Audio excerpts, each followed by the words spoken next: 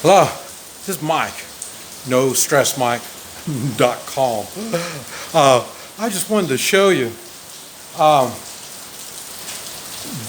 burying guns, burying gold and silver and stuff like that. It's not easy to do. And personally, I haven't found the perfect way of doing it yet. But then again, I've got stuff buried 20 and 30 years and I haven't got to it yet. But this one here, I opened it up. I dug it out, and this is what I wanted to show you. Here. This is what I had, and I tried something, and this has only been buried maybe, maybe 10 years. And it was buried in the barn. But, you know, barns aren't really waterproof, and this is what had the water was inside, going inside the barn in the stable, in one of the stables. And I don't think you can see it, but there's water inside of it. I washed it up too. After I dug it up, I washed it up. The end is glued, but even the glue doesn't really guarantee an airtight fit. And this one here, I stuck this thing here in, and you can see it's still a little, if you can still see it, it's a little wet.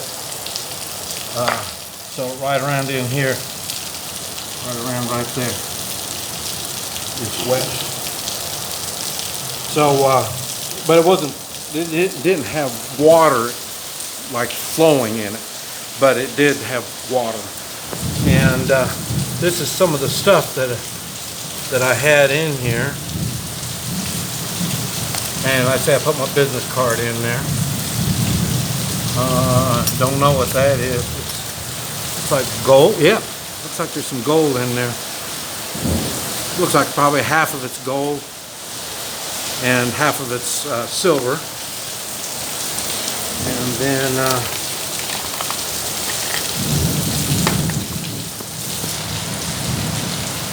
there's gold and silver. I don't know what. It's been buried so long, I forgot what else on there. So, but and the bag, silk bag, it looks like it's a little damp. It's a little damp. I got a vinyl, what do you call it?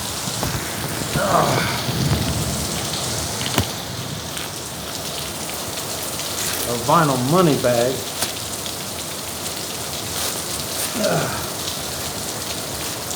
And it's wet on the outside. It's wet on the outside. Not soaking wet, but wet.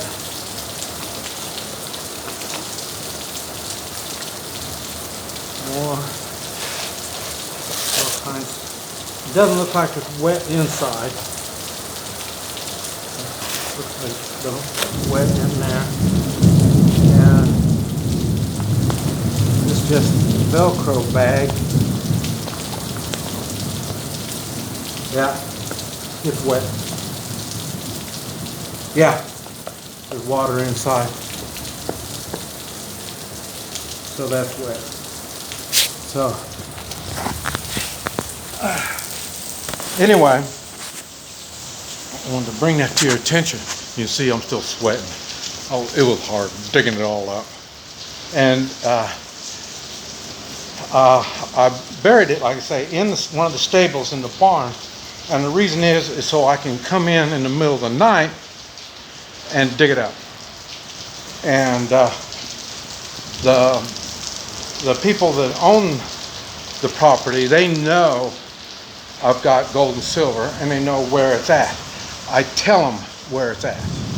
And I tell them if they need it, just go, they know where it is, just go dig it up. And then under normal conditions, if I'm coming to get it, I will notify them that I'm coming to get it. I may or may not tell them the exact day, and then same thing, if I die, this is theirs. So, you know, there's a lot of benefits in letting me bury gold and silver on your property, and you're not out nothing. I mean, none of it's stolen. It's all taken me years to accumulate, and like I say, you get so much, and then you know you just bury it. You know, so you know it's now they've been doing this for thousands of years, so it's not like I just thought of this. And a lot of times they use mason jars, glass jars. I've been using PVC. I'll even put guns inside the PVC, ammunition and stuff like that. I try to put it up in a high spot so then the water will run off. I'll try to put it in the backstop of where where you're shooting at, because there's going to be a lot of metal inside that, and so then the metal detector won't find it. But I say, so you'll find this around old farmhouses. You got to remember, in the Depression, in the 1920s, the banks went broke, and people lost money. And then in 32, 33, something like that, they made owning gold illegal. So, and they had the law, and they could confiscate your gold and silver. And now I'm not aware of anybody getting their gold and silver confiscated, other than corrupt police. I'm sure would, if they would find it. That gives them an excuse to confiscate it, and then you're just shit out of luck. So, and this happened in Guatemala. They were able to find gold and silver and guns and stuff that people had buried. They had it in their walls. They have cement block buildings, but they were able to find it. And so then that led me to believe the Guatemala government doesn't have the equipment to do that type of stuff. So what ended up, the United States was involved in it some way or another. The idea was to look for drugs, but at the same time they confiscated gold, silver, guns, drugs, and cash. So cash is definitely a no-no. Like I say, I have a minimum of cash, and my work, a lot of times I accept gold and silver for my work, and just like the Hoi Chi work I do that half price. You're using gold and silver, it's half price. Because like I say, labor is something we all have.